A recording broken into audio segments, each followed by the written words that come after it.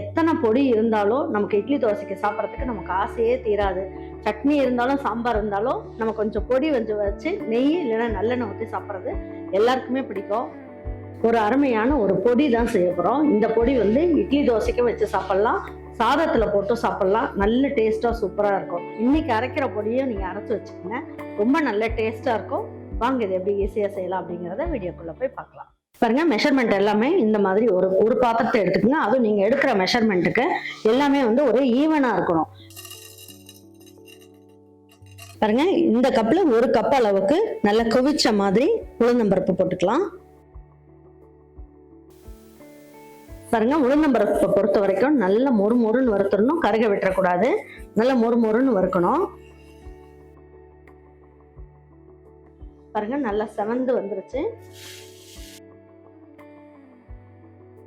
அதே கப்ல 1 கப் அளவுக்கு கடலைப்பருப்பு,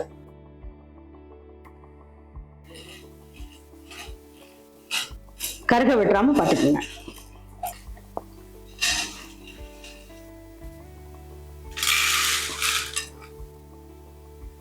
எள்ளு வந்து பாத்தீங்கன்னா இந்த கப்புலயே வந்து 1/2 கப் அளவுக்கு எடுத்து வச்சிருக்கேன், இதையும் சேர்த்துக்கலாம். மாசமா இருக்கவங்க உங்க வீட்டுல இருக்காங்கன்னா இந்த எள்ளை மட்டும் அவாய்ட் பண்ணிக்கோங்க. குழந்தை பிறந்துருச்சுன்னா நீங்க இந்த எள்ளு போட்டு கூட நீங்க கொடுக்கலாம். இதுல வந்து நிறைய சத்து இருக்கு, நல்ல டேஸ்டும் நல்லா இருக்கும்.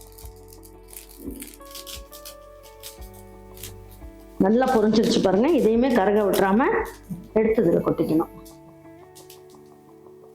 வேர்க்கடலையும் நல்லா வறுத்தது தான் இது, இருந்தாலும் நம்ம ஒரு வாட்டி வந்து வறுத்துக்கலாம். இதுல 3/4 கப் அளவுக்கு வேர்க்கடலை.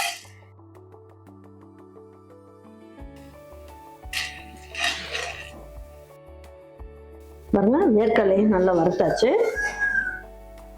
வேர்க்கடலையும் இதுல சேர்த்துக்கோங்க. இதுல வந்து நல்ல பசங்களுக்குலாம் நல்லா ஹெல்த்தியா இருக்கணும் அப்படின்னா இதுல ஒரு 10 முந்திரி பருப்பு எடுத்துக்கோங்க. உங்களுக்கு எந்த அளவுக்கு முந்திரி பருப்பு பிடிக்குமோ நீங்க அதை போட்டுக்கோங்க, ரொம்ப நல்லா இருக்கும் டேஸ்ட்.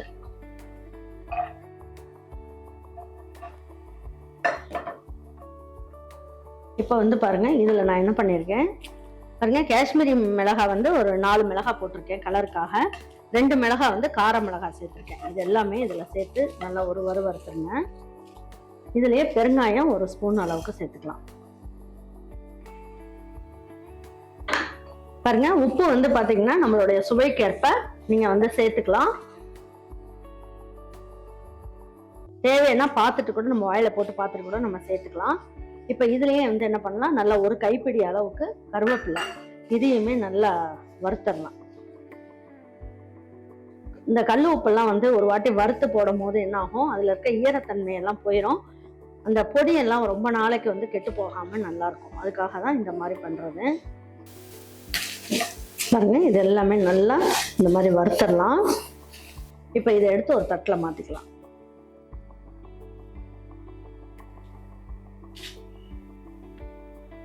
பாருங்க, இப்போ இதுல வந்து நம்ம என்ன பண்ணிருக்கோம், 2 டேபிள் ஸ்பூன் அளவுக்கு தேங்காய் துருவல்.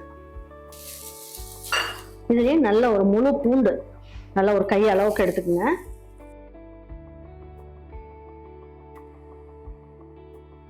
இந்த தேங்காயில இருந்து எண்ணெய் விட்டு வரும், அதுலயே நல்லா வறுத்துக்கலாம்.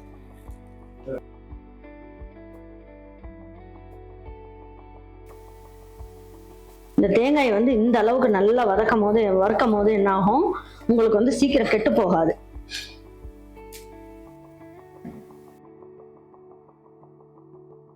பாருங்க, இந்த அளவுக்கு நல்லா வறுத்தாச்சு. வாங்க இப்ப இது ஆறுனதுக்கு அப்புறம் எல்லாம் ஒண்ணா சேர்த்து நம்ம வந்து பொடி பண்ணிடலாம். பாருங்க, இது நல்லா ஆறிடுச்சு. பாருங்க, மொறுமொறுன்னு சத்தம் கேட்குது பாருங்க. இந்த காஷ்மீரி சில்லி, கருவேப்பிலை எல்லாமே இதுல சேர்த்துக்கலாம். பாருங்க, நல்லா மொறுமொறுன்னு ஆயிடுச்சு. பாருங்க, இப்ப இதை வந்து பல்ஸ்ல போட்டுட்டு வந்துடலாம். பாருங்க, பூண்டு எல்லாமே இந்த அளவுக்கு நம்ம வந்து பொடி பண்ணியாச்சு. இப்ப பூண்டுல கொஞ்சம் அந்த ஈரப்பதம் இருக்கு இல்லையா, அது இதெல்லாமே ஒண்ணா போட்டு அரைச்சிட்டோம்.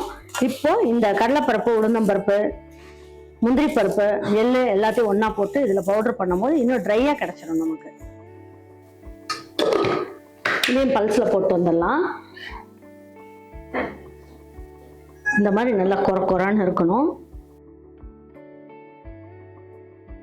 கடலைப்பருப்பு உளுந்தம் பருப்புலாம் போடும்போது நல்லா இந்த மாதிரி பவுடர் ஆயிரும், கெட்டே போகாது உங்களுக்கு.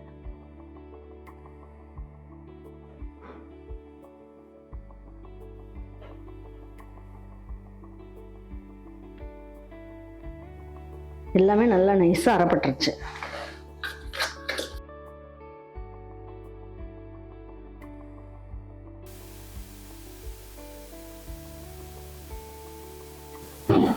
நல்ல இட்லி வந்து நல்ல பஞ்சு மாதிரி செஞ்சு வச்சுக்கோங்க.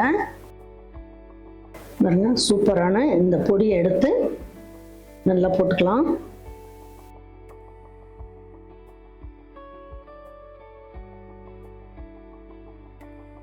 நல்லெண்ணெய் ஊற்றிக்குங்க, நல்லா செக்கு நல்லெண்ணெயாக வாங்கிக்கோங்க. வாங்கிட்டு ஊற்றி நல்லா பிணைஞ்சு சாப்பிடும் போது ரொம்ப நல்லா இருக்கும். இதை சாதத்தில் போட்டு சாப்பிடவும் நல்லா இருக்கும், இட்லி தோசைக்கு வச்சு சாப்பிடவும் ரொம்ப நல்லா இருக்கும். பஞ்சு மாதிரி இட்லி சுட்டுக்குங்க. சுட்டுட்டு நல்லா நல்லா அமுக்கி இப்படி சாப்பிட்டு பாருங்க, எப்படி இருக்குன்னு பாருங்க. சட்னி அரைக்க முடியாது அப்படின்ற நேரத்துல இதை வச்சுக்குங்க. அப்படி இல்லையா, சட்னி நிறைய வச்சுக்கிட்டு இந்த பொடியும் கொஞ்சம் வச்சு சாப்பிடுங்க, வேற லெவல்ல இருக்கும். இந்த பொடியை நீங்க வந்து ஆறுனதுக்கு அப்புறம் இந்த மாதிரி கண்ணாடி பாட்டில்ல போட்டு வச்சுக்கோங்க. கண்ணாடி பாட்டில்ல போட்டு வச்சுட்டீங்கன்னா ரொம்ப நாளைக்கு நல்லா இருக்கும்.